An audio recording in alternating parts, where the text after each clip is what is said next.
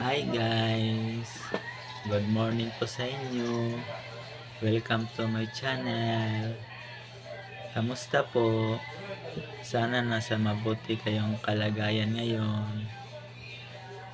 Itong video na to guys, ituturo ko sa inyo kung paano nyo malalaman na ang isang tao ay isang tunay na marites.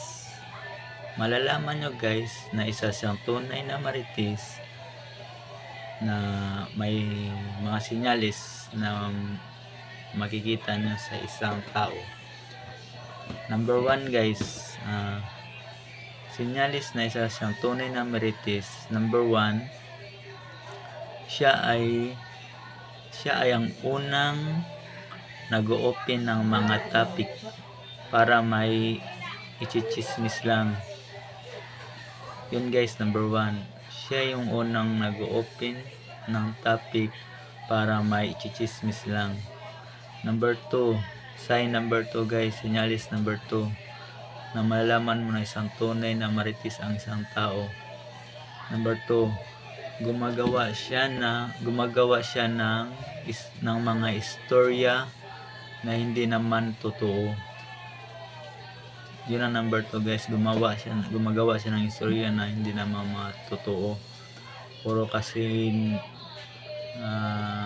mga kasinungalingan. Pangatlo guys, una kang nakakaalam ng mga bagong issue sa inyong lugar. Una siyang nakakaalam ng mga bagong issue sa inyong lugar. Yun ang pangatlong taon na tunay na marites. Pangapat guys, puro negatibo ang lumalabas sa kanyang bibig. Puro negative, lahat negative guys. Yun, pag may mga kapitbahay ka na puro mga negative guys, yan, tunay yan ng marites. Puro negative, walang positive. Yan, pangapat yan, tunay na marites yan. Alam niyo na guys. May panglima pa guys, siya ang dahilan ng gulo. Naghatid ng mga kwento na hindi mga totoo na mga kwento.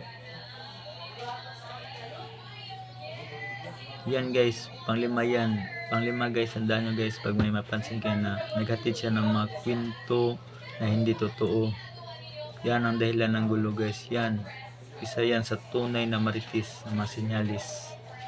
Tsaka may panganim pa guys, ang panganim guys, halos kapitbahay niya guys ay kalaban niya na.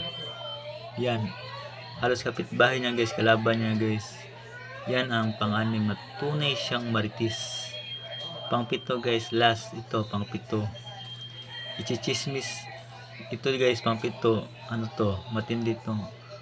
Pag isang tunay na marites ang tao, siya mismo ichichismis din sa kapitbahay niya. Yan ang guys, pangpito, isang tunay na marites, ichichismis siya mismo sa kanyang kapitbahay. Yun lang guys.